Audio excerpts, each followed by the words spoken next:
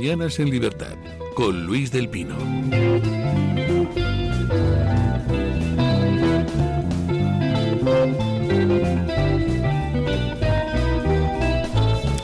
...8:30 minutos, 7:30 en las Islas Canarias. ¿Cómo pasa el tiempo? Parece que hace nada, eran las 7 de la mañana y ya llevamos hora y media de programa. Es que... Don Jaime de Berenguer, ¿qué tal está usted? Casi me llama Don Asís, ¿eh? Sí, iba a llamarle Don Asís. Se te ha notado. Pero me he dado cuenta de que es usted más viejo. Que iba a decir más guapo. La cosa también salta a la vista. Bueno, En cualquier caso, buenos días.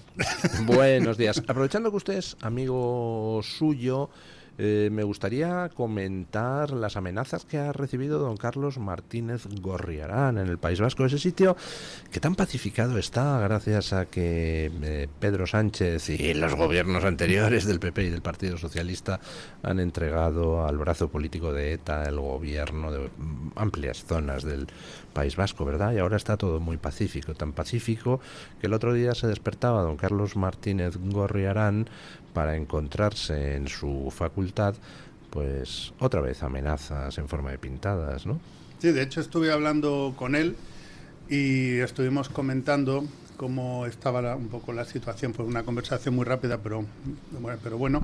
Y ayer compartió, no sé si lo vio usted, un tuit muy interesante donde él compartía la respuesta que le había dado su decano con respecto a las amenazas que había recibido. Y la verdad es que los dos coincidían bastante en el diagnóstico. Me sorprendió mucho que un decano diera esa contestación, porque lo que está haciendo es compartir efectivamente la terrible situación que se está viviendo ahora en España. En el País Vasco siempre van un poco por delante porque es el laboratorio en los que el gobierno y los radicales prueban las tácticas y luego las exportan al resto de España. Pero esto que está ocurriendo en el País Vasco está ocurriendo en más facultades y en más universidades. Lo que pasa es que no están trascendiendo, pero en la mía, sin ir más lejos, la semana pasada hemos tenido, o la anterior al menos... La suya es la Universidad Autónoma de Madrid. Sí, hemos tenido 2 episodios también contra profesores con pancartas, etcétera, y bueno, yo creo que esto va a ir a más, porque es la manera de proceder. Lo que es una pena es que... ¿Con pancartas? O sea, scratch y tal, ¿o no? Sí, con carteles, con carteles puestos de qué tipo de proyectos llevaba cada uno y con quién estaba trabajando. En este caso era porque eran profesores que tenían algún tipo de relación o tenían algún tipo de proyecto con universidades israelíes, ¿no? Ah, hombre, la caza al judío. Vaya, en la Universidad Autónoma de Madrid. Y eso está ocurriendo. Comunidad de Madrid. Creo que las universidades de Madrid dependen de usted. Consentir cazas al judío en las comunidades de Madrid no. Hay que decir, en defensa de mi universidad, que actuaron inmediatamente, los carteles se quitaron inmediatamente y evidentemente la universidad no tiene culpa de que haya una pandilla de exaltados que se dedican a hacer ese tipo de cosas. Pero lo cierto, y a mí me sorprende, es que en muchas ocasiones el tener el acceso a esa información no es sencilla. Saber cuáles son los proyectos y con quién colabora cada profesor no es sencilla. Pues eso ameritaría una investigación, ¿no? ¿De dónde han sacado la información? Pues no lo sé. Ya saben que estos grupos de extrema izquierda tienen recursos que a los demás, a la gente de buena fe, ni se nos ocurriría dónde buscar, pero ellos la obtienen. Y en el caso concreto de Carlos Martínez Gorriarán, lo tremendo y lo terrible y lo triste es que don Carlos había sido una persona absolutamente señalada por ETA, porque era de esas personas ejemplares en lo personal y en lo moral, que había llevado a cabo una resistencia tremenda contra los terroristas, fundó Basta Ya, también UPyD, en fin. Y era una persona que llevaba 3 escoltas por falta de uno, o sea, hasta tal punto, ¿no? Y lo lamentable es que ahora, al final de su vida académica, pues tenga que volver a revivir lo que ya pasaba en España hace unos años, que algunos decían que se había acabado, pero que era evidente que lo que es el entorno de ETA, aunque las acciones terroristas hubieran desaparecido, pues el entorno de ETA no lo ha hecho, porque ya se encargó Rodríguez Zapatero, que lo explica extraordinariamente bien Rosa Díez en su libro La sombra, les resucitó, les blanqueó y los ha puesto como colaboradores del gobierno. O sea que sí, es una cosa bastante triste. Don Asís Timmermans, ¿qué tal está usted? Casi Bien, confundo. casi me llama a mí Berenguer, Jaime Berenguer. Bueno, casi me llama usted a mí. Es que es peor, es que me ha llamado a mí Asís. No he llegado a hacerlo. A punto. Es un elogio. Ojo, Es un ojo. elogio. Pero te he dicho que yo soy más mayor cuando a los... Mira, Bueno, que pero mire los la a- gente en la televisión. ¿Quién es Pero los más mayor de importantes los son dos? las ¿Quién es más mayor de los dos? televisión, bueno. Pero Está- no, están empezando a salir canas. Está ¿eh? usted- A mí Tú no. ya las tienes ¿Yo? completas. Pues no. Hasta Está la usted barba. prejuzgando de qué edad se autopercibe don Ah, Asís eso sí es Timmermans. verdad. ¿Tú de qué edad te autopercibes? Porque- Don Asís se percibe de 33. Como la edad de Cristo. Pues yo me estoy percibiendo ya de 68 para jubilarme. Y luego ya si eso os metís conmigo. De todas formas, es que hoy estoy un poco yo atocinado. Don Esteban Blasco, con todo el cariño, me atiza en Twitter porque me dice, está usted hoy dormidito. A Guillermo Díaz le ha llamado Martínez. A Gonzalo de Oro, el concejal de Vox en Barcelona, le ha llamado Fernando y ha dicho que tuvo que intervenir la Archancha en vez de los mozos de escuadra. Pues tiene usted toda la razón, don Esteban. Estoy absolutamente atocinado. Hombre, Yo sí que, en fin, se me nota la edad que tengo. Los 45 estos son desastrosos. Entonces, pues lo lleva muy bien puesto. Lo que pasa es que usted estaba igual de hecho polvo hace 20 años, entonces no se le Gracias, hombre. Era para animar. Bueno, hablábamos de esas amenazas a don Carlos Martínez Gorriarán. El otro día ayer tuvimos en Barcelona este ataque a una carpa de Vox por parte de los de siempre, y también tuvimos el otro día un intento de reventar un acto que Sacabát había organizado con Marcelo Gullo en Barcelona. Están nerviositos, los pobres. Bueno, sí, lo que pasa es que sí, usted puede atribuirlo a que estén nerviositos, pero yo lo atribuyo a una violencia, iba a decir estructural, pero a una violencia animada por parte de la izquierda, y se ha sembrado una mentalidad, un caldo de cultivo que justifica esa violencia. O sea, teníamos hace unos días, a un golfo, perdone, no sé si se puede decir, sí, mi abogado me ha dicho que sí, a un golferas que no sería relevante si no hubiera sido vicepresidente del gobierno de España, animando a la violencia y diciendo, aquí estamos nosotros para atizar a los fascistas. Claro, los fascistas somos cualquiera que moleste en cualquier momento, y de hecho ese golferas ha animado, ha promovido actos violentos, contra Vox, el más sonado en Vallecas, pero en todos lados. Es que Scratch a Rosa Díaz en su día. Bueno, mire, yo estaba en dos de esos, en las pedradas a Vallecas donde casi nos matan, que de hecho le abrieron la cabeza a la persona, al chaval que estaba a 1 metro mío, o sea, no me abrió la cabeza.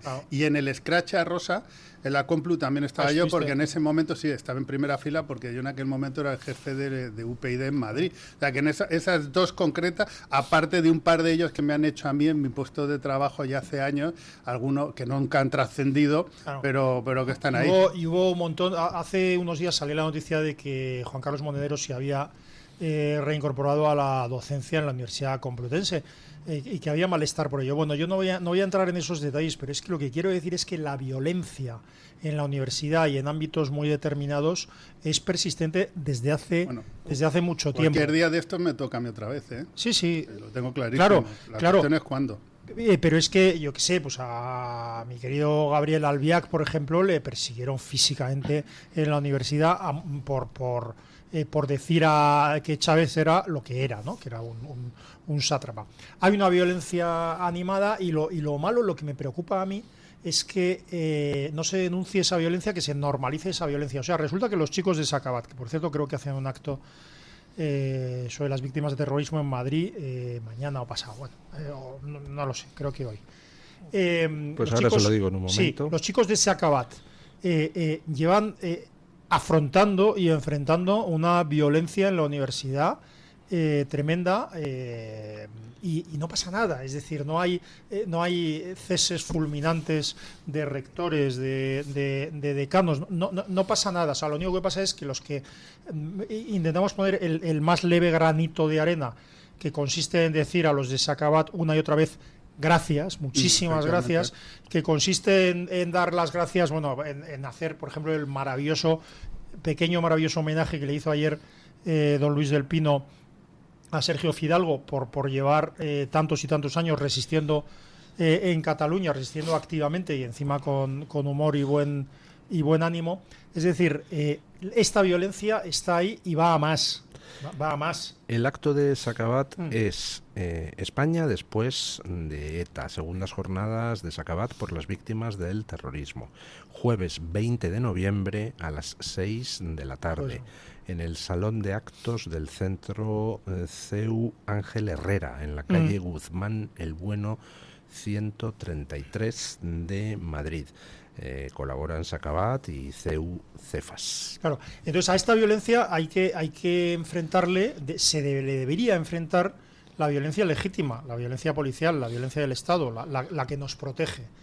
En el momento en el que no se hace así, en el momento en que se está permitiendo y animando la violencia contra el rival político, siempre que no sea de izquierdas, se está incentivando la autodefensa y van a ocurrir ambas cosas. Va a aumentar la violencia y va a producirse la autodefensa. Y cuanto antes se produzca el enfrentar a esta violencia política auspiciada por el gobierno, cuanto antes nos resistamos a eso, mejor, porque cuanto más tardemos en resistirnos a eso, más difícil va a ser. Estoy leyendo ahora, acabo de empezar, tengo mucho trabajo, pero un libro interesantísimo que se llama Camino al 18 de julio de Stanley Payne. ¿Sí? No sé si lo han leído. Tiene las primeras páginas, la verdad es que es impresionante ver cómo todo lo que está pasando ahora, con todas las diferencias que hay en cuanto al contexto europeo, político, etcétera, pero como muchos de esos errores de lo que está usted comentando se están volviendo a producir. Sí. En concreto, hay dos. Uno que es la legitimación de la violencia, total y absoluta. Sí. O sea, cómo se señalaba al contrario, además lo dice Stanley Payne de manera explícita, la izquierda, no la derecha, no una cosa de los dos, no una ambivalencia, sino como la izquierda legitimó en los discursos de Azaña, en los de Largo Caballero, en fin, en todas sus acciones, en cómo intentaron que, habiendo ganado las elecciones, la CEDA, Niceto Alcalá Zamora, no les permitiera bajo ningún concepto gobernar, y como consecuencia de que Gil Robles exige su entrada de 4 ministros más en el gobierno, coño, es que montan el golpe de Estado de 1934, que había sido precedido antes con otras intentonas. Pues el problema que tenemos ahora mismo en la sociedad, sobre todo con lo que pasó la semana pasada en Pamplona, también en la Universidad de Navarra, con Vito Quiles, etcétera, es que se legitima. O sea, yo he visto, a mí se me van a venir las carnes, he visto a periodistas en la televisión, he visto a políticos, he visto el silencio del gobierno, la colaboración por omisión y por silencio de la violencia, y a mí eso me causa estupor. Y además a mucha gente le sigue importando el quién y no el qué, es decir, que a ti te gusta o no te gusta Vito Quiles, que por cierto... yo no comulgo mucho con él, pero a mí total respeto, porque a mí que no me van a decir que soy fascista y que los otros son nuestros salvadores, los batasunos, con eso yo no trago. Pero precisamente es decir que no es lo relevante. Ahora, dicho lo cual, perdón, te guste o no te guste, seas del Atleti o cosas peores, es que hay un señor que hace preguntas incómodas al poder, que es la obligación de un periodista en política. Pero dicho esto, te guste o no te guste un periodista, estés de acuerdo o no con su línea informativa, con lo que sea, si tú permites e incentivas o comprendes que se le vete, que se ejerza violencia contra él, bueno, pues bien, pues estás rompiendo lo más importante, mucho más importante que los partidos políticos en una sociedad, que es la libertad de información. Entonces, esto además está... Mira, le están señalando de tal manera que, Asís, que si un día le pasa algo, los culpables son los que le habrán señalado. Sí, claro. Porque eso también está pasando. Eso puede pasar cualquier día. Y los mierdas, perdón, no sé si se puede decir, y los mierdas de periodistas que son el 80%, los mierdas de periodistas que van al Congreso y que cometen la indignidad de que cuando ante una pregunta de un compañero, les guste o no les guste, el ministro o el portavoz de turno calla, le ignora o le insulta, y ellos, en vez de reiterar la pregunta, hacen como si no estuviera pasando allí nada. Sois unos mierdas, compañeros. Los que no lo seáis, estupendo, pero los que lo hacéis esto sois unos mierdas. Y sobre todo que habla de una enfermedad claro, muy grave del periodismo, claro, y de la democracia en España, porque al fin y al cabo las personas que están en ese momento ahí haciendo eso, esos periodistas, claro, lo que están haciendo es colaborar con el régimen, porque esa es otro ejemplo de la agresión por omisión de ayuda. Claro. Sí, sí. Y en San Sebastián, que es lo que estamos hablando, la agresión, perdona, a Carlos Martínez Gorriarán. Bueno, no fue una agresión, fueron unas pintadas en la UPV, en la Universidad del País Vasco. ¿Pero en qué sede? En San Sebastián. En San Sebastián, bueno. O sea, en el País Vasco manda ETA. Quizás no solo en el País Vasco. Sí, tienes toda la razón. Pero allí sin ninguna duda, efectivamente. Pero quiero decir, lo que pasa es que cuando se hacen homenajes a asesinos, cuando se lleva asesinos en las listas, cuando se hace todo esto, bueno, se pasa por encima. Qué bien. ETA ha terminado, ETA no mata, qué bien. Pero el que molesta es precisamente el que lleva una bandera española, el que hace un acto de libertad, el que hace o intenta hacer una conferencia sobre la hispanidad. Ese es el que molesta.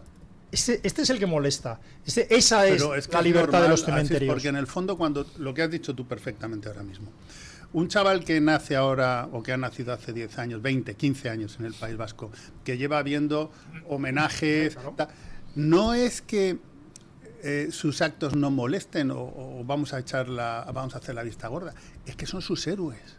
Claro. Es que han generado un mito, un relato alrededor de esos gudaris. Claro. Sí, pero los asesinos los han convertido en los héroes. Sí.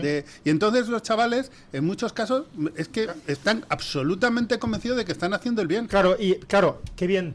Ay, qué bien. Hemos derrotado a ETA. Qué bien.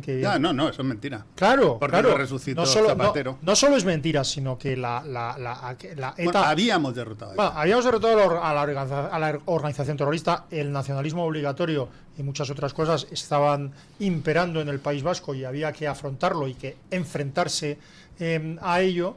Y en esa hipótesis de la derrota de ETA, que estaba derrotada, digamos, físicamente, los grupos terroristas estaban derrotados por la policía, por el gobierno de Aznar, que lo que dijo la policía es acabar con ellos, sin más. Eso representaba un peligro para el nacionalismo vasco, porque esa derrota, simbólicamente, lo que tenían ellos miedo es que les llevara a la derrota del nacionalismo. De ahí que literalmente al día siguiente del brutal asesinato de Miguel Ángel Blanco, al día siguiente se dio orden por parte del infame Arzayus y de sus cómplices del PNV, se dio orden de pactar con ETA y pactaron con ETA. Pero es que ETA no solamente estaba derrotada. Sí. Perdón, solo lo que iba a decir es que efectivamente se cometió la infamia Zapatero de resucitar a ETA. ¿Para qué necesitaba resucitar a ETA? Pues porque el proyecto de Zapatero, el proyecto en el que estamos inmersos, lo que precisamente implica, y eso sí lo dijo ya Mayor Oreja con toda la razón, es etizar, perdón por el palabra, etizar España, ¿no? Eso es lo que hicieron. Y entonces resucitaron a ETA para darle un abrazo y para pacificarla. Hemos terminado con ETA. No, usted ha entregado el poder a ETA. Esto es lo que ha sucedido. Bueno, pues en eso estamos ahora. Sí. Es decir, esa legitimación de la violencia no solamente se observa en el País Vasco. No, en toda España. Claro. Es que se observa en toda España. Claro. Y si allí se llaman las juventudes de Ribatasuna, me da igual lo que sean, no sé cómo llamarlas o tal, aquí son los antifas. Claro. Que son la marca blanca del mismo tipo de relación con las personas que no piensan igual que tú y ejercer la violencia en las distintas partes de España. De hecho, Carlos Gorriarán hace un par de semanas dijo en Twitter algo que tenía toda la razón y que fíjate por dónde igual ha sido incluso el detonante de esto que le ha pasado.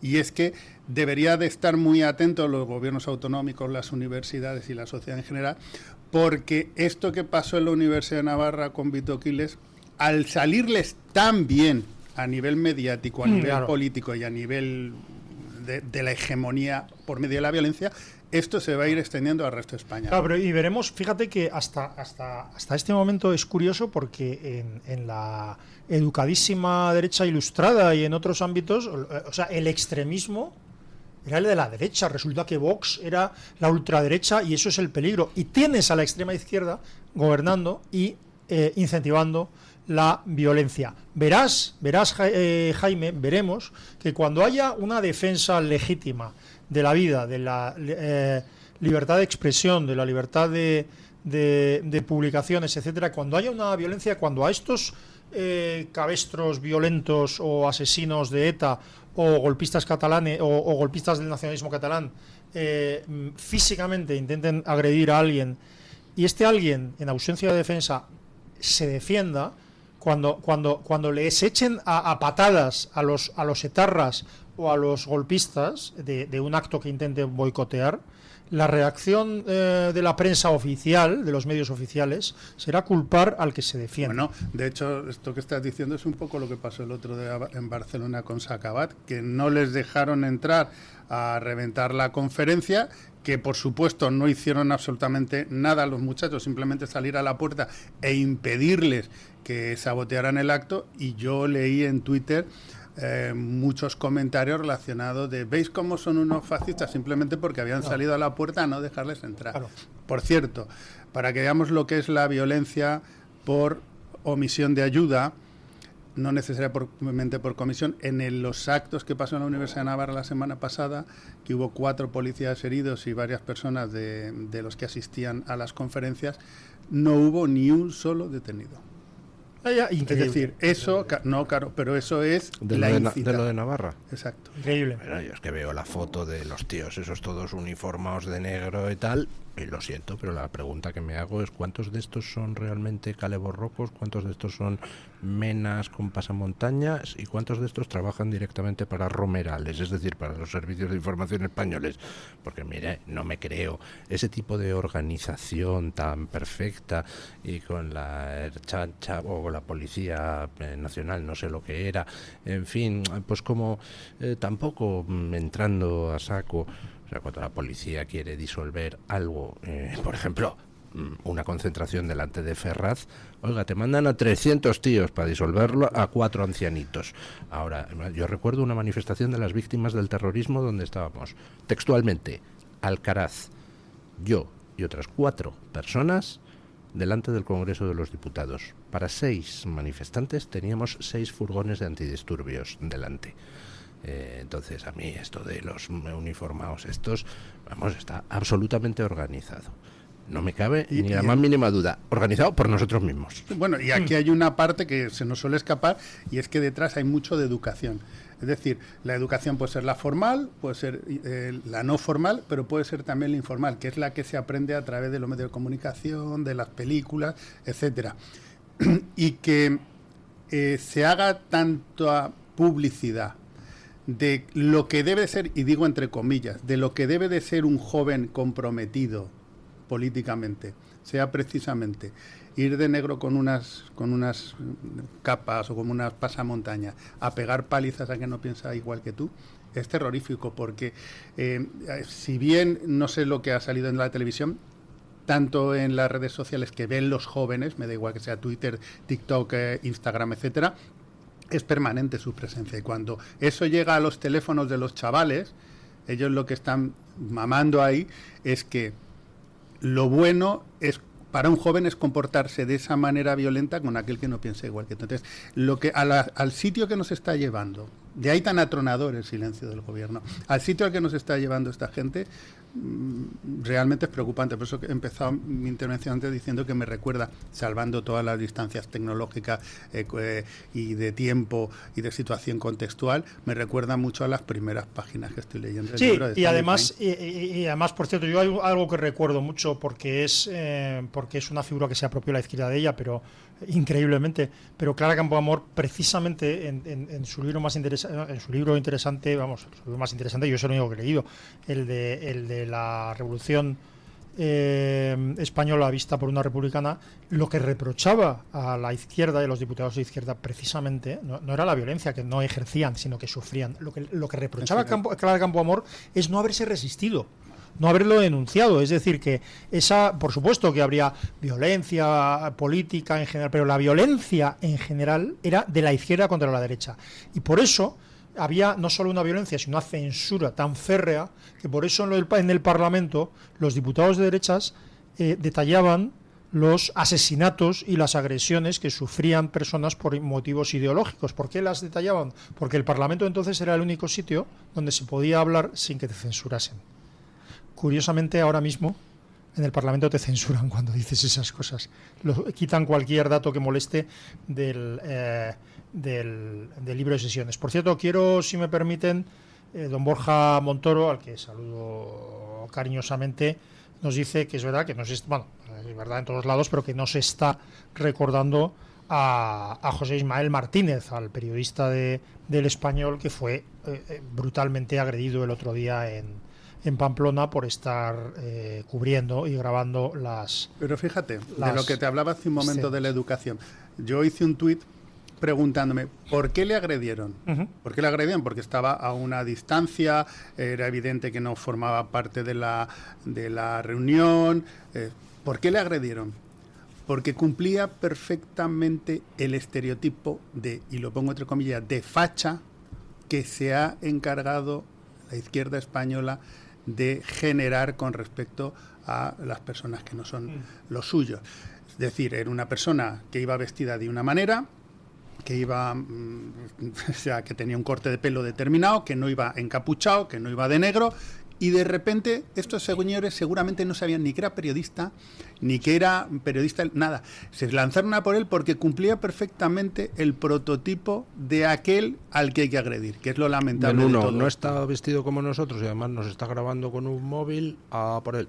Y le damos una paliza y, como dijo él mismo, tuvo suerte de que no se quede en el suelo porque si no las cosas... Y es importante provocar, o sea, yo creo que cuando no se puede ir a la Universidad de Barcelona o a la Complutense o a donde sea, cuando no se puede ir porque te montan un boicot y te intentan agredir, precisamente esa es la razón por la que hay que ir, por la que hay que montar actos allí, por la que hay que llevar los símbolos que más les irritan o que quieren suprimir. Si llevar una bandera de España en donde sea es algo que irrita a alguien o que le provoca o que le justifica el agredirte, entonces hay que llevar la bandera de España a ese sitio. Hay que llevarla hasta que seamos libres para llevarla o no llevarla. Bueno, vamos a hacer una pequeña pausa publicitaria y nos vamos a hablar de corrupción. ¡Hombre! Vamos a hablar de corrupción aquí y allá y acullá. Podemos hablar de la corrupción de progre en España con todos los datos que han salido de la corrupción socialista en esta semana, que ha sido una semana negra para el PSOE. Podemos hablar de la corrupción también al otro lado del charco, en Argentina, donde ayer se inició el juicio contra Cristina Kirchner y otros 86 imputados en una macrotrama de corrupción. Vamos, aquí nos quejamos de la macrotrama de corrupción del PSOE. Bueno, casi es un juego de niños comparado con la ladrona de la Kirchner. Pausa y nos vamos a hablar de corrupciones aquí y allá. Tu voz, tu libertad, tu radio. Radio Libertad. La doctora Margarita Esteban, especialista en medicina estética, llega a Madrid con el revolucionario tratamiento de Endolit para un rejuvenecimiento facial sin necesidad de lifting facial y quirófano. Gracias a esta tecnología láser podrás lucir un aspecto mejorado, eliminando ojeras, papada o eliminando la flacidez facial en una sola sesión y sin necesidad de recuperación. Visita a la doctora Margarita Esteban en la clínica Sandra Oliveira en Antonio de Maura 7, El Retiro, o agendando tu cita médica en el 689-707-317.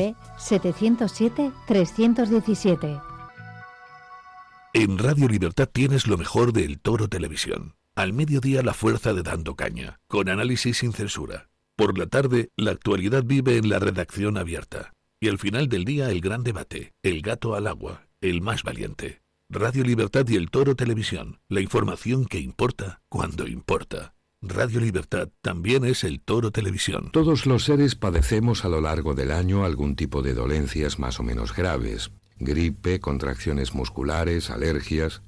El cerebro es un órgano que lo regula todo y también nuestro entorno influye en su comportamiento. tristeza, insomnio, obsesiones. La psiquiatría no quita los problemas, pero ayuda a mantener una actitud más real y positiva. Sin estigmas, acuda al psiquiatra. Es un consejo del Hospital Psiquiátrico San Francisco de Asís y de la Comunidad Terapéutica San Antonio de Málaga. ¿Tu piel ha perdido firmeza? ¿Tus articulaciones están más rígidas? La fórmula de AminoPack contiene aminoácidos precursores del colágeno y vitamina C necesarios para la salud de tu piel, huesos y articulaciones. Dale a tu cuerpo lo que necesita para producir colágeno con AminoPack. Pídelo en tu herbolario o farmacia o visita ahora mederinutrición.com. Comienza tus mañanas en libertad. Radio Libertad. Con Fernando Paz descubriremos cómo el cristianismo ha moldeado la historia occidental y del mundo. A lo largo de 10 sesiones recorreremos desde los orígenes del Antiguo Testamento hasta el siglo XXI, explorando la fe, la vida de Jesús, los primeros cristianos, los concilios, el papado y los momentos decisivos, como las cruzadas, la evangelización de América y el conflicto entre razón y fe. Comienza este mes de octubre. Llama al 916162464 e infórmate o escríbenos un correo a clubdeamigos@clubdeamigos.org. Mañanas en libertad con Luis del Pino.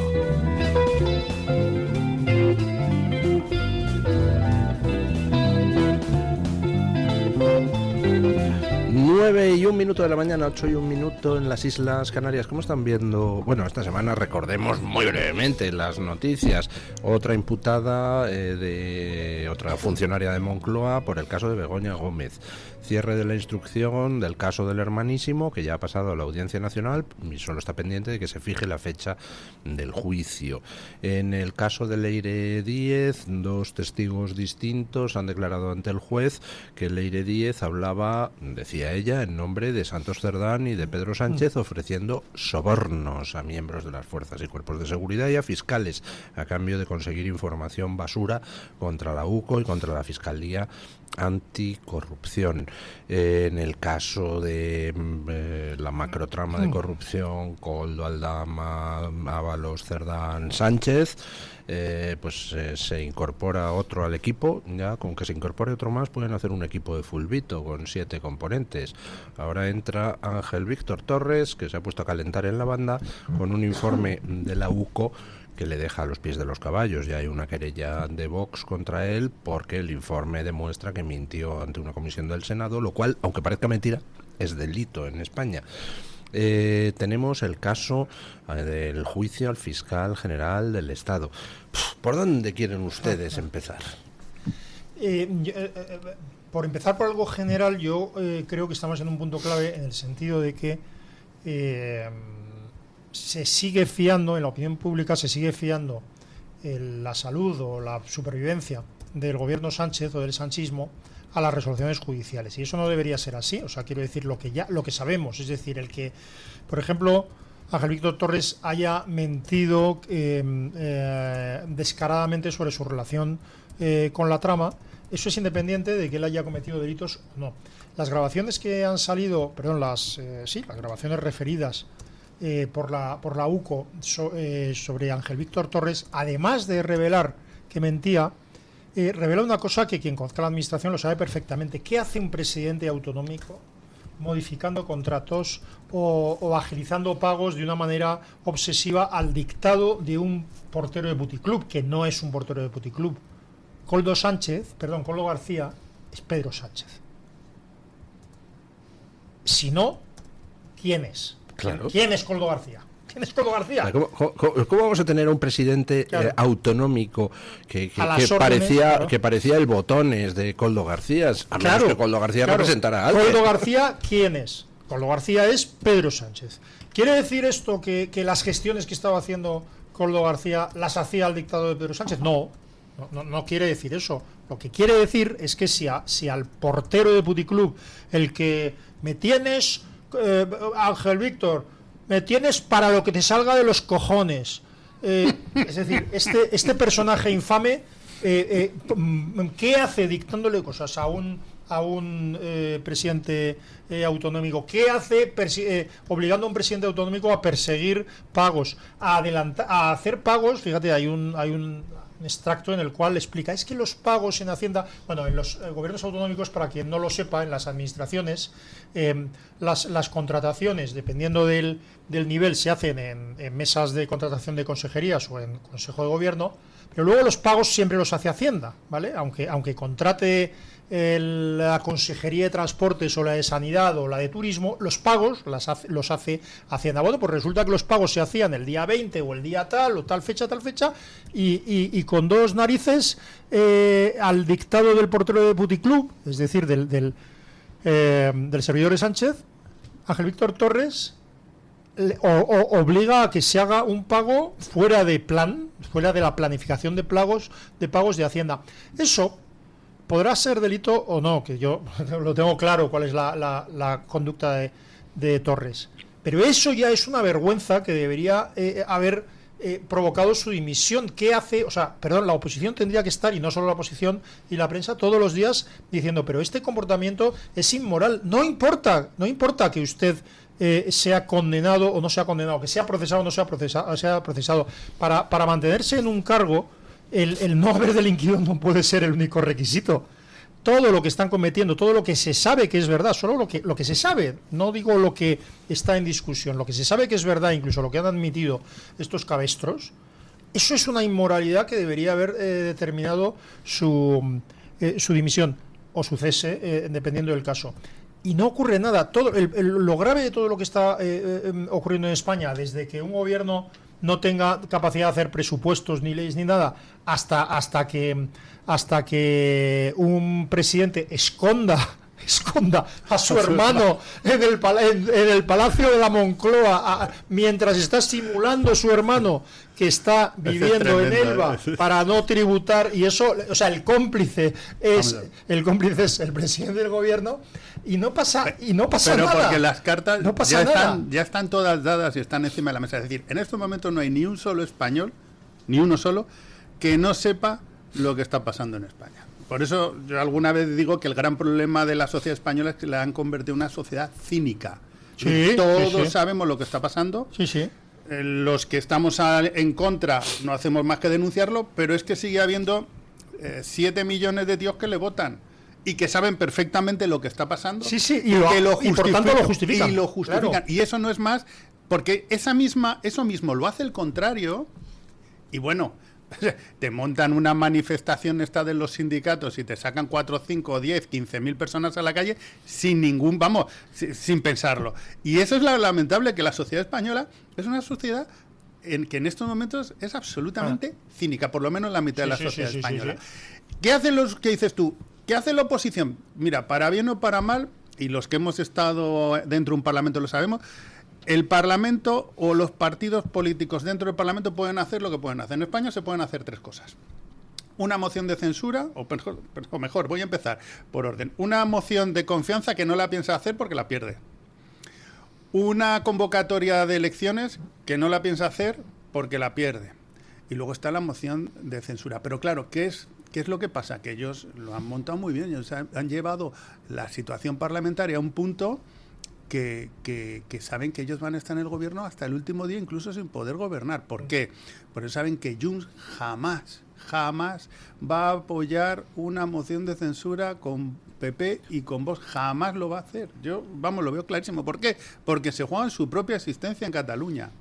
Posiblemente ya están acabados si no lo sepan, o sí lo sepan, pero no lo van a hacer. Claro, ¿qué es lo que pasa? Que si un partido político no puede hacer más en el Parlamento, ¿quién tiene que hacerlo? ¿Quién podría hacerlo? La prensa comprada, de la que hemos hablado antes, que calla cuando están insultando a un compañero, lo tiene que hacer la sociedad. Pero es una situación, usted dice, ¿qué es lo que se puede hacer? Las cosas que estoy diciendo, que son acertadas, responden a una situación normal, ordinaria, o sea, una situación en la que hay discrepancias políticas, en la que un gobierno es más o menos fuerte, el que cuenta con más o menos apoyos parlamentarios, pero no estamos en esa situación.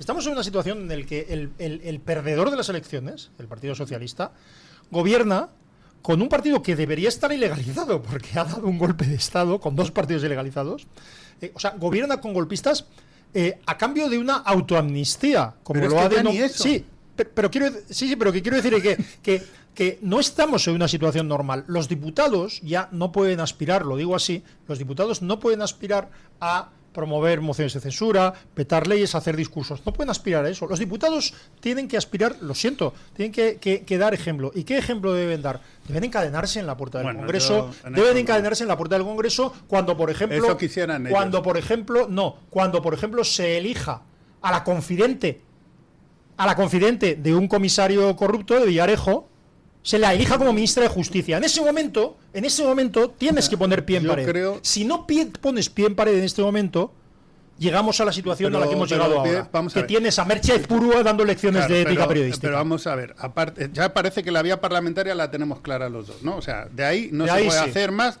A partir ya, nada. ¿Qué puedes hacer? Bueno, se nos pueden ocurrir muchas cosas horribles que pueda hacer, pero no, dentro de lo que es las convencionales, no las no convencionales. Pues un partido político, un político, desde luego yo no soy partidario de que monten shows, ni que se encadenen, ni que lleven de impresoras al estrado, y nada. Lo que tiene que tener es capacidad de movilización social. Y esa es la gran pregunta. ¿Por qué en estos momentos, con todo lo que está cayendo, los partidos de la oposición no tienen capacidad de movilización social? Es un problema. Puede ser que la respuesta sea multivariada, es decir, que no solo haya una causa, sino que haya varias causas. Pero yo creo que una es fundamental. Y es que la sociedad española, está en una parte ha caído en el cinismo y la otra parte en la desmoralización. Yo escribí hace ya, no sé si fue en el año 18, un artículo donde hablaba precisamente de eso, ¿no? Una de las cosas que ha hecho magníficamente el gobierno es llevar a la sociedad española a un proceso que se llama de indefensión aprendida, que es, pase lo que pase. No importa, si no sirve para nada lo que hagas. No sirve para nada lo que hagas. Entonces, cuando tú no consideras que hagas lo que hagas, te manifiestes, pidas la dimisión, les lleves a Estrasburgo, me da lo mismo, no se va a ir bajo ningún concepto que el gobierno está precisamente en eso, en desmoralizar, porque esto es guerra psicológica, tú al final no te mueves. De hecho, no, claro. Entonces ¿es usted partidario de que se muevan o de que no se muevan? Lo que quiero decir, la cuestión es, teniendo esto en cuenta, así se acabó. Por favor. Teniendo todo esto en cuenta, yo vuelvo la vista inmediatamente a los liderazgos que se están ejerciendo desde la oposición. Me explico. Si tú tienes un mensaje, tienes capacidad de movilizar. ¿Por qué se movilizan las sociedades? Aparte de por otras cosas, ¿no? Pero desde un punto de vista sensato, moderado, cabal y democrático. Porque tú tienes un mensaje político creíble e ilusionante. Esa es la historia. ¿Qué es lo que pasa? Que para bien o para mal, en su momento, Podemos, cuando llegó aquí, por supuesto, todo era mentira, todo era lenguaje prístino, nada respondía a la verdad, era totalmente irracional, pero fue capaz de ilusionar una parte de la sociedad española. Sí. Aunque fuera con mentiras, me da lo mismo, pero yo lo decía siempre, dicen algo. Puede ser mentira, que fue mentira, pero dicen algo. Bueno, pues la pregunta es, ¿qué están haciendo los partidos de la oposición? Y ya no hablo incluso del liderazgo personal, que también entraría en la ecuación, que no son capaces de dar un mensaje que ilusione a una parte de la población española para que se movilice y le haga imposible a este tío seguir haciendo esto. ¿Pero qué es movilizarse? Pues tomar la calle o sea, y la sociedad civil. Que estás de acuerdo conmigo en que hay que hacer algo más que discursos parlamentarios, propuestas legislativas o propuestas de mociones de censura. Que hay que hacer algo más. Y que hay que hacerlo en la calle. Y que hay que hacerlo en la calle. Lo que quiero decir es que no es que hay que hacerlo en la calle, es que solo lo puede hacer la calle. Sí, o sea, pero ¿cuál es el sujeto revolucionario en este caso? Es la sociedad española, no el partido político. Yo no estoy diciendo que sea el partido político el que tenga que hacer cosas. Y a mí me parece que en España los partidos políticos tienen demasiado protagonismo en perjuicio de otras entidades. Sí, lo pienso así, pero lo que quiero decir es que no estamos en una situación normal. Pedro Sánchez no es un gobernante débil o fuerte que esté haciendo unas leyes con las que esté de acuerdo o no. Pedro Sánchez está destrozando el Estado de Derecho, destrozando, pero lo está destrozando con dos objetos. O sea, uno, perpetuarse en el poder, pero hay leyes y hay normas que hasta Míriam Nogueras, esta que, como diría mi madre, tiene la boca llena de dientes. Hasta Míriam Nogueras llama, o sea, una mujer que está dispuesta a votar favorablemente a las leyes del gobierno si le dan lo que quieren, le llama Ley Begoña. Le llama Ley Begoña, que es curioso, porque nadie se escandaliza. Es decir, yo me imaginaría a un miembro del gobierno diciendo, ¿cómo se le ocurre llamarle Ley Begoña? Claro, es la Ley Begoña. Es decir, estamos en una situación excepcional en que el presidente del gobierno está movilizando todos los mecanismos del Estado para lograr su propia impunidad, para destruir cualquier posibilidad de justicia y a cualquier precio. Ante eso, ¿qué haces? Si Pedro Sánchez fuera un demócrata, realmente, de los Pirineos, no, pero de los Pirineos. No me preocupa que no sea un demócrata, es que no es decente ni legal. Pero por eso, cuando yo digo demócrata, igual equivocadamente, pero le atribuyo otra serie de características de personalidad y morales que en este caso no se dan. Hubiera convocado elecciones ya, hace mucho tiempo, pero no le da la gana. Porque en estos momentos, fíjate, está gobernando, siendo el partido perdedor, gobernando contra el Senado, donde hay una mayoría absoluta de la oposición, y gobernando en estos momentos sin el Congreso, que ya dijo que lo haría, y con etarras y golpistas. Claro, sí, pero ya incluso, que eso ya lo sabemos, sin el Congreso, porque ni siquiera tiene mayoría en el Congreso, porque hasta ahora, pues eso, escarcelando a un tipo, dándole un palacete en París al otro, dándole una coima al otro, pues gobernaba. Pero es que ahora ni siquiera tiene ese apoyo parlamentario. Y cualquier señor decente cogería y convocaría elecciones. Pero es que Pedro Sánchez va a haber que sacarlo, cuando dices tú, va a ir la policía posiblemente un día a decirle, señor presidente, tiene usted que ingresar en el cuartelillo. Porque con una orden, pero no por nada, sino por una sentencia, por una orden judicial. Jack Bauer, a quien mi querido Luis del Pino ha citado esta mañana, Jack Bauer es el agente protagonista de 24, de esa estupenda y brutal serie. Jack Bauer habría entrado ya en la Moncloa y se habría llevado al presidente de los estados del gobierno a la cárcel. Pero aquí no, aquí no va a ocurrir nada. Y de hecho yo creo, no sé qué piensan ustedes, lo digo por llevar a un terreno más concreto esta discusión. En alguno de los casos que ha citado el ilustre director de este programa, se ve que el concurso, aunque sea como testigo de Pedro Sánchez, es inevitable. Estamos hablando de Leire Díez, ¿no? Estamos hablando de Leire Díez que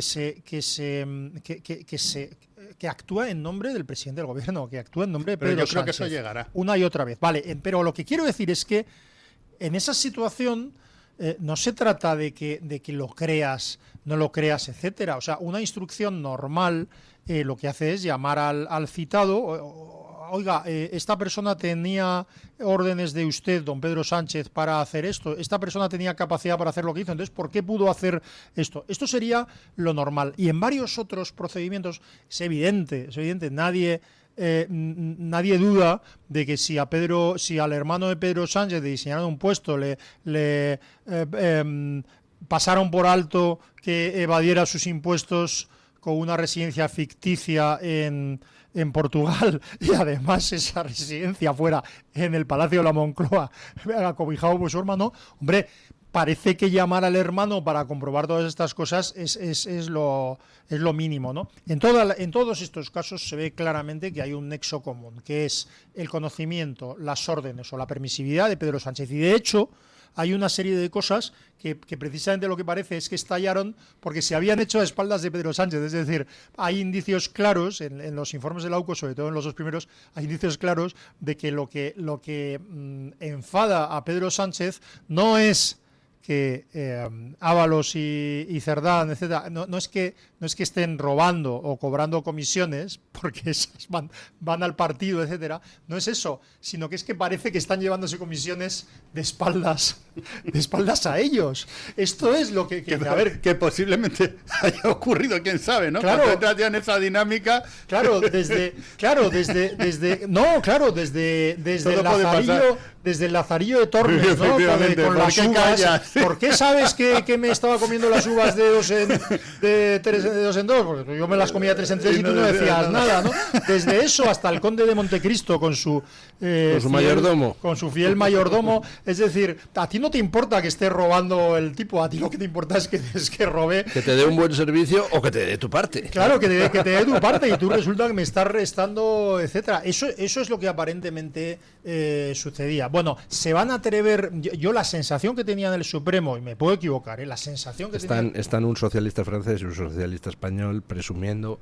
¿Ves esa autopista alrededor de París y tal, enorme? Sí, dice, pues de eso, el 10% para la buchaca, dice el francés, dice el socialista español. Pues eso no es nada. ¿Ves esa autopista enorme que enlaza Madrid y Barcelona con 10 carriles por sentido? Dice el francés, no. Y dice, pues de eso, el 100% para la buchaca. Claro. Bueno, pausa publicitaria y nos vamos a recibir a nuestro invitado del día, con el que supongo que tendremos una conversación interesante, porque vamos a hablar de C.S. Lewis y de Narnia y de religión y de astrología. Vamos a hablar con el padre José María Pérez Chávez. Pausa publicitaria y a ello. Tu voz, tu libertad, tu radio. Radio Libertad. Sin estigmas, con la más avanzada ciencia, con conciencia, afecto y respeto, tratamos desde el año 1935 a los pacientes mentales en el Hospital Psiquiátrico San Francisco de Asís y la Comunidad Terapéutica San Antonio de Málaga. Teléfono 952 20 14 64 o infórmese en la web www.hospitalsanfrancisco.com. Escucha este programa cuando y donde quieras. No importa si te perdiste el directo, porque lo tienes completo en podcast. Encuéntranos en iVoox, Spotify, Amazon Music y Apple Podcasts. Radio Libertad, a un clic de distancia. La doctora Iradier, especialista del Instituto de Microcirugía Ocular, IMO, Grupo Miranza en Madrid, utiliza el tratamiento más eficaz para la enfermedad del ojo seco con la nueva tecnología de luz pulsada óptima IPL. Con centenares de pacientes tratados y excelentes resultados, la doctora Iradier es referente en España de esta innovación oftalmológica. Doctora Iradier en IMO, Grupo Miranza. Teléfono 910-783-783. Calle Valle de Pinares Llanos 3, Mirasierra, Madrid. Controlar los niveles de azúcar en sangre es fundamental para disfrutar de una buena salud. Con el innovador glucómetro sin pinchazo de Protege tu Vida, obtendrás en pocos segundos el resultado de la prueba que harás sin agujas, sin dolor y sin extraer sangre del dedo. Llama ahora e infórmate en el 900-730101. Consulta las condiciones especiales que tendrás por ser oyente de Radio Libertad. 900-730101. Goles. Es la hora. Goles. Es la hora de su deportivo favorito. Vuelve Goles, vuelve Parrado, vuelve el clásico de la radio deportiva. A las 12 de la noche en Radio Libertad.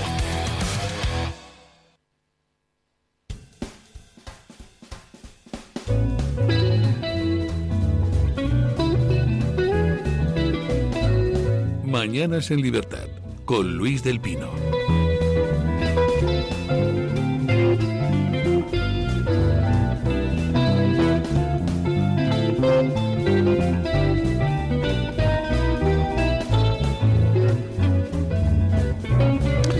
Bueno, 9:23 minutos de la mañana, 8:23 en las Islas Canarias y en el Reino Unido y en algunas otras regiones bárbaras. No se me echen encima, que soy medio canario y digo lo que me da la gana de Canarias, hombre. Solo faltaba. Y un poco bárbaros somos. Bueno, don José María Pérez Chávez, ¿qué tal está usted? Muy bien, muchas gracias, encantado de estar aquí. Bueno, a mí me mandan muchos libros, pues que prácticamente todos los días me llega alguno. Entonces, pues para empezar no me da tiempo a leerlos todos, siempre trato de centrarme en aquello que encuentro pues, más interesante.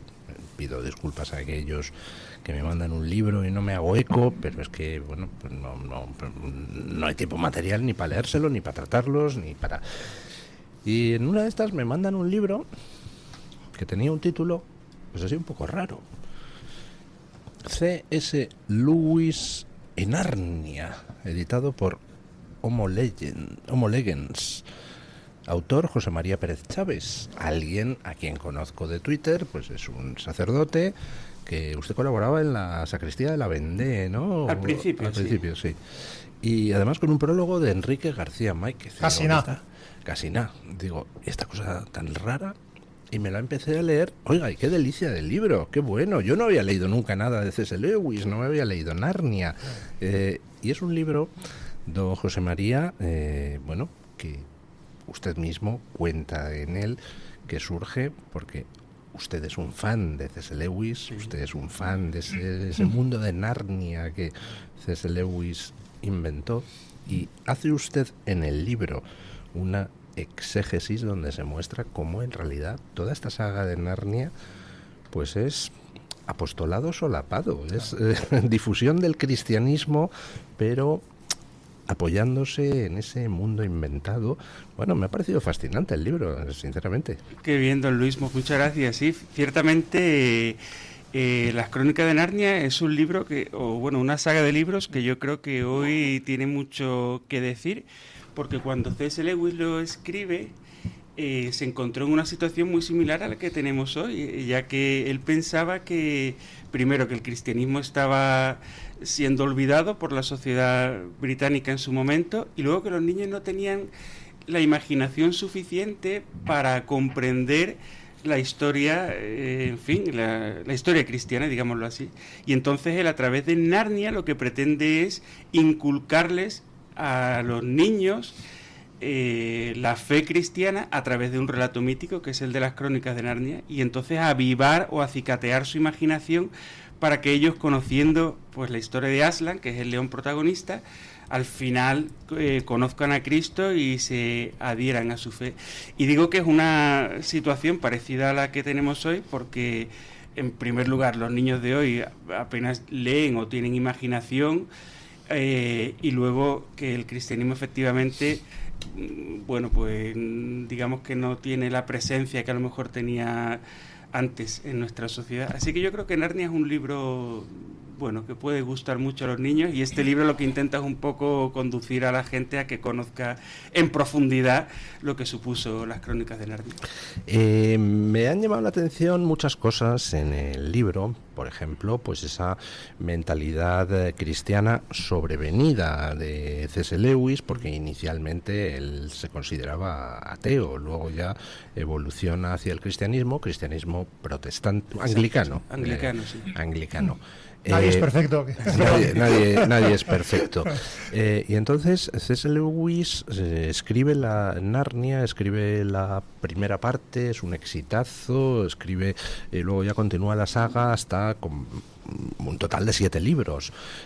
Y conscientemente C.S. Lewis, para quien era todo el tema espiritual y de la religión algo importante, lo utiliza como mecanismo de transmitir de forma asequible la fe que él siente, ¿no? Y entonces me parece muy bonito cómo en el libro está narrado, cómo se explican para cada uno de los 7 tomos de la saga las similitudes entre la narración de ese tomo y los evangelios o el cristianismo en general. Me parece que ha hecho usted un trabajazo de ir poniendo en relación una cosa con la otra, ¿no? Sí, muchas gracias, hombre. La verdad es que he disfrutado mucho escribiendo el libro, investigando. Luego he tenido la oportunidad de acceder a documentos inéditos en España de C.S.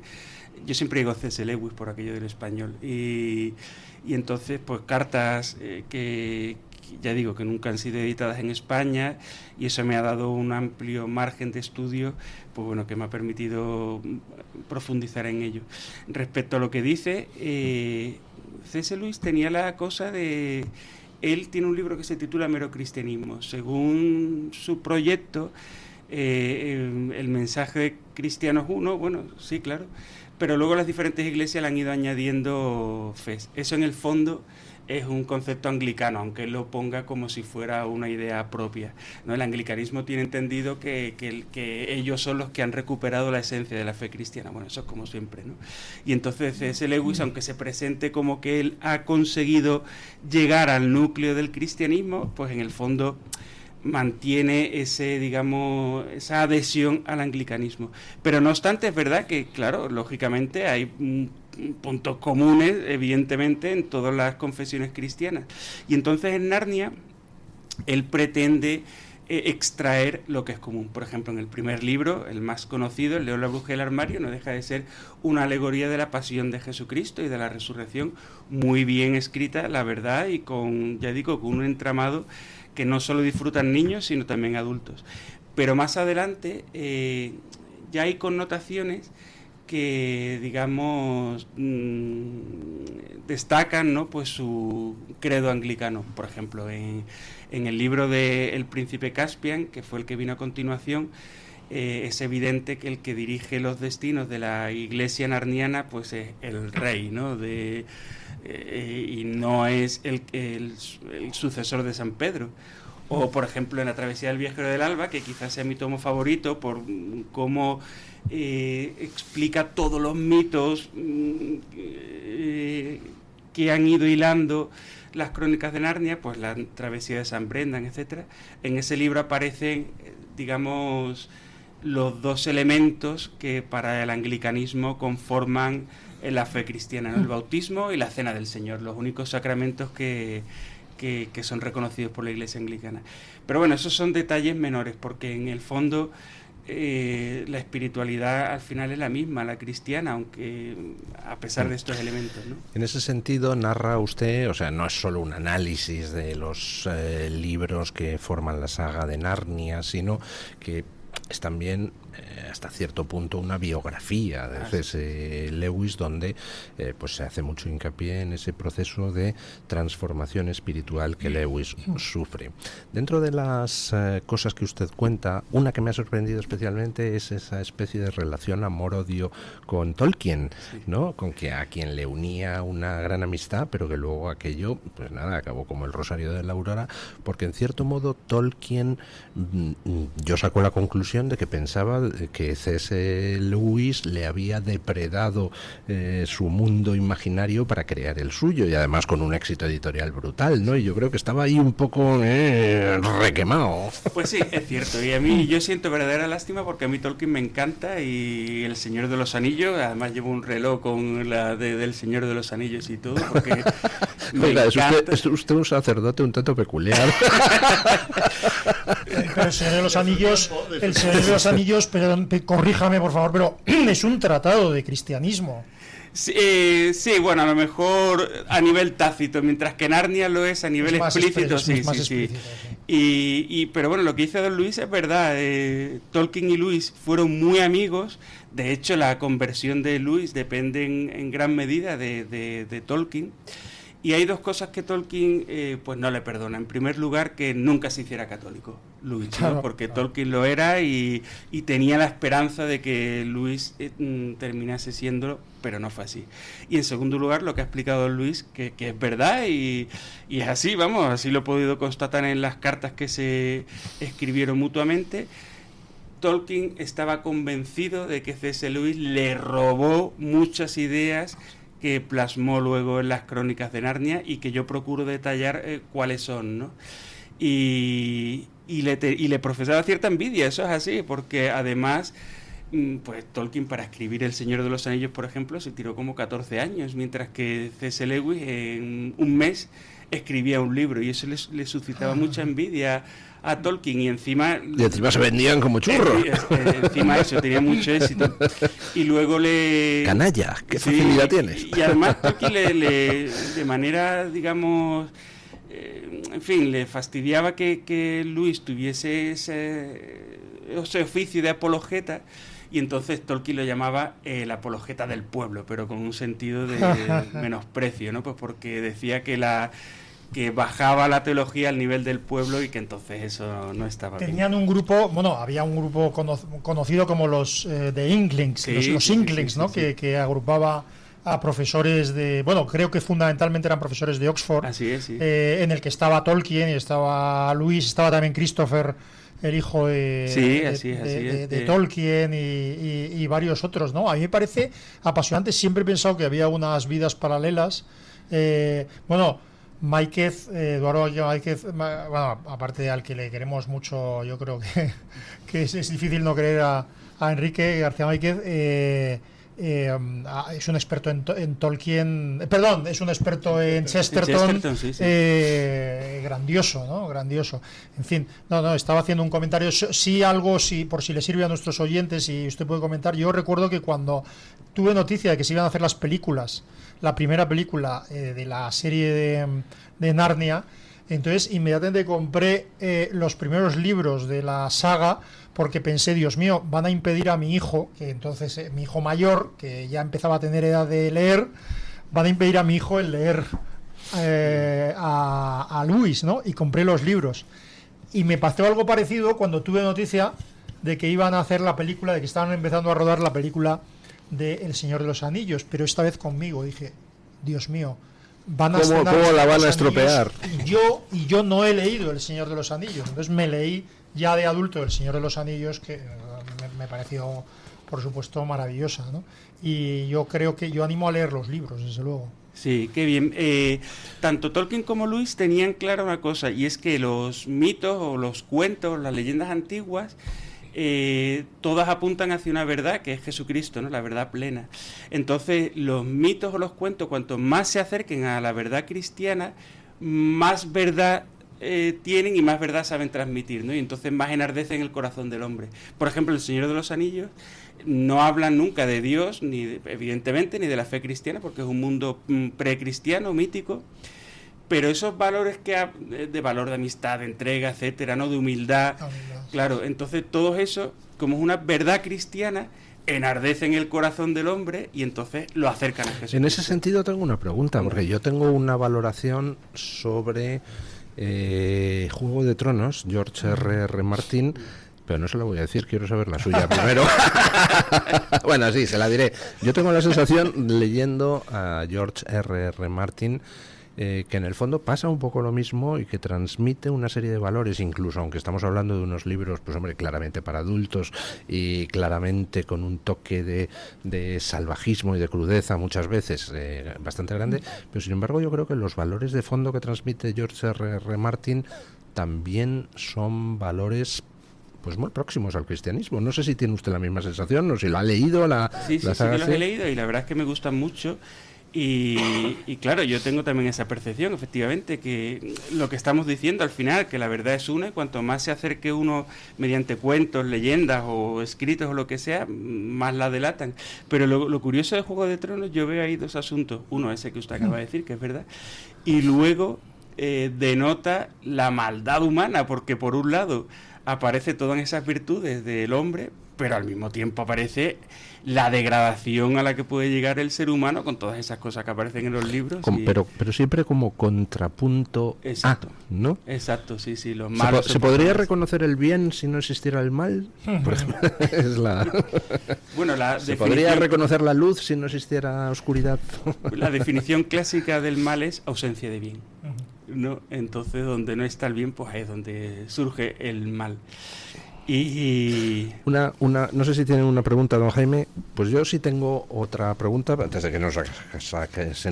de que se nos acabe el tiempo que corre rápidamente. Yo lo voy a leer inmediatamente. Solamente una cosa, que sepan que lo está mirando en Amazon y quedaba un libro en stock, o sea que el que se lo quiera acabar o va a tener usted que pedir, padre, una reedición rápidamente.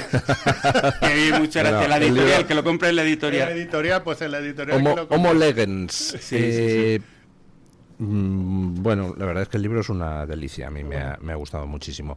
Hay un aspecto pues un poco como más abstruso en la personalidad de C.S. Lewis, que es, además de todo ese cristianismo, esa espiritualidad, ese deseo de hacer un apostolado a través de un mundo ficticio, pero luego también tenía algunos toques un tanto paganos, esa manía astrológica que tenía, ¿no? Que usted también analiza en el libro.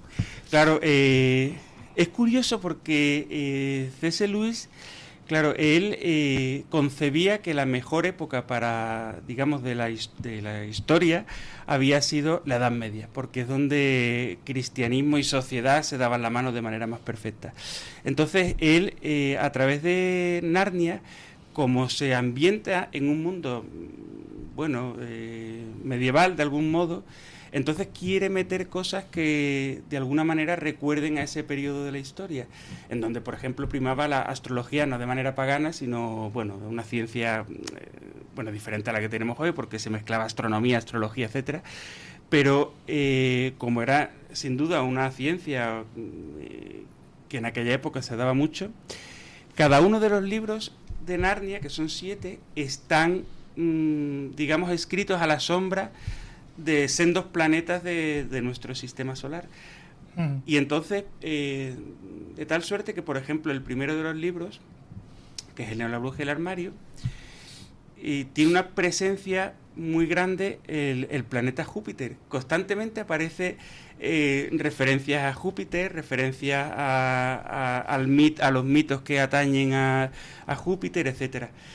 De modo que el lector, cuando lo lee, o esa es la intención de Lewis, pretende que se meta de hoz y de coz en la mentalidad que en el medievo tenía la gente. Él, por supuesto, no es pagano, ni mucho menos, ¿no? Es cristiano. Lo que pasa que entiende que de ese modo el lector vive de manera más plena las crónicas de Narnia. O sea, bueno, los miembros de los Inklings eran admiradores todos bueno, no sé si todos, pero de la mitología nórdica. Sobre todo nórdica, sí. Por lo que decimos, ellos pensaban que los mitos antiguos de alguna manera fueron prefigurando el cristianismo, ¿no? El propio Lewis tiene algunos escritos en mero cristianismo y en otros, por ejemplo, la palabra se hizo carne, que es uno de sus opúsculos, en los que habla que muchos mitos paganos ya apuntaron a la verdad cristiana de manera explícita, ¿no? Él en concreto habla del mito de Baco, que muere y de alguna manera resucita, que también sufre cierta parcetogénesis, en fin, y aunque él, por supuesto, no dice que el cristianismo lo que hace es recabar todo eso, sí que dice que Dios de alguna manera fue susurrando a través de los mitos paganos la verdad cristiana, para que cuando Cristo se revelase, los paganos ya conociesen la verdad. Entonces, él lo que hace a través de Narnia es, teniendo como base el cristianismo, elaborar un nuevo mito que reconduzca a la gente hacia la verdad. Qué bueno. Y también en el libro, por supuesto, se analizan los libros desde el punto de vista biográfico. Es inevitable que los escritores deslicen en su obra experiencias autobiográficas y don José María Pérez Chávez pues rastrea en los libros el cómo deja C.S. Lewis memoria pues de cosas que a él, por ejemplo, le supusieron una iluminación, o de cosas que a él le supusieron un sufrimiento, por ejemplo, su paso por los internados, etcétera. Sí, efectivamente. Luis siempre decía que no había que indagar en la biografía de un escritor para conocer su obra, pero él mismo se desdice a lo largo de un montón de escritos, ¿no? Por ejemplo, en su autobiografía espiritual novelada, que es El regreso del peregrino, él cuenta punto por punto su propia evolución espiritual y acota que para conocerla mejor hay que conocer su propia vida. Él lo dice. Y por eso se contradice, ¿no? Y en las crónicas de Narnia yo creo que no se entienden si no se investigan su vida. Por eso la primera parte del libro está dedicada a la biografía de C.S. Lewis, mientras que la segunda ya son un análisis de cada uno de los tomos a la luz de su biografía. Como dice don Luis, efectivamente, uno de los episodios más traumáticos de la vida de Luis fue su paso por los internados, donde además sufrió, ahora que desgraciadamente está tan de moda, sufrió un montón de bullying o persecución o acoso, mejor, para usar el término español, y él en sus novelas, concretamente en La silla de plata, que es una de ellas, él lo detalla, como le persiguen los niños, se meten con él, etcétera. O por ejemplo la muerte de su madre, que supuso el paso al ateísmo. Él al principio pues era un puritano de Irlanda del Norte cuya madre muere y se enfada con Dios, ¿no? Y entonces eso aparece en las novelas, pero también aparece su reconciliación con el Señor, etcétera. Entonces yo creo que el lector que se acerque a este libro, leyendo en primer lugar, tal y como está expuesto la biografía de Luis, va a disfrutar, pues usted por ejemplo, que tiene que leer todavía Narnia, tiene que lo lee y va a disfrutar muchísimo más, de verdad, esa es la intención y yo así lo veo, va a disfrutar mucho más de las crónicas de Narnia, porque va a descubrir cosas que el lector habitual no termina de ver. Bueno, y luego C.S. Lewis hizo algo que algún otro escritor ha hecho, que es escribir cosas cronológicamente desordenadas. Por ejemplo, el ejemplo más típico es Rayuela, de Julio Cortázar, donde puedes leer Rayuela de principio a fin, o puedes leer Rayuela saltando en un cierto orden los capítulos, como indica Julio Cortázar, ¿no? C.S. Lewis escribió 7 tomos del mundo de Narnia, pero que no son cronológicos, sino que realmente la cronología es otra. Pero ¿usted cómo recomienda leerlo? ¿En orden cronológico o en orden de publicación? Yo prefiero en orden de publicación, porque sin destripar nada, si uno lee en orden cronológico, se encuentra con eventos que no tendría que haber leído, ¿no? Y que es mejor conocer después. Por ejemplo, en El León, la Bruja y el Armario es el que más sale porque es el más conocido. Hay un momento en que los niños protagonistas escuchan hablar de Aslan por primera vez, que es el león, un émulo de Cristo, y entonces ellos sienten una serie de sensaciones sin haber conocido al león que les embarga. Y si uno lee previamente los libros anteriores, entonces ya conocen a Aslan y no comparten con los niños esa sensación. Con lo cual hay que leerlo en el orden de publicación, aunque no es el orden cronológico del mundo de Narnia. Es casi las más expresa, o sea, a mí me da pudor la comparación tan fuerte, la identificación tan fuerte de Aslan con Cristo, ¿no? Hasta el hecho de que se sacrifica físicamente, de que muere por la... En fin, por los narnianos. Por cierto, hay una canción, usted que es, yo no sé si en la primera o en la segunda película, una preciosa canción al final de la película de Regina Spektor, que se llama The Call, que es una preciosidad, que un poco describiendo ese mundo que desde la infancia se puede visitar, pero no cuando ya te haces más mayor, que al final de una de las películas de la segunda, yo creo, le dicen a la pequeña, le dice, sí, tú vas a volver aquí a Narnia, pero yo ya no. Exacto, sí, porque yo ya no vuelvo. Bueno. Y además Narnia tiene el poder evocador muy bueno, que Luis quería retomar, porque uno cuando lo lee, claro, él escribe tan bien que cuando uno lo lee siente como esa nostalgia por un mundo idílico. Es lo que él pretendía suscitar en el lector, ¿no? Que el cristianismo es ese mundo idílico al que tendemos muchas veces sin saberlo, y que en fin, y que lo encontramos cuando abrimos sus páginas. O sea que muy bien. Pues ya saben ustedes, una saga muy buena para niños, con mensaje adecuado, y un libro sobre esa saga muy bueno para adultos, para que entiendan qué es la saga de Narnia y qué pretendía C.S. Lewis y quién era C.S. Lewis. Muchísimas gracias, don José María Pérez Chávez, y felicidades por este libro tan excelente. C.S. Lewis y Narnia, de la editorial Homo Legens.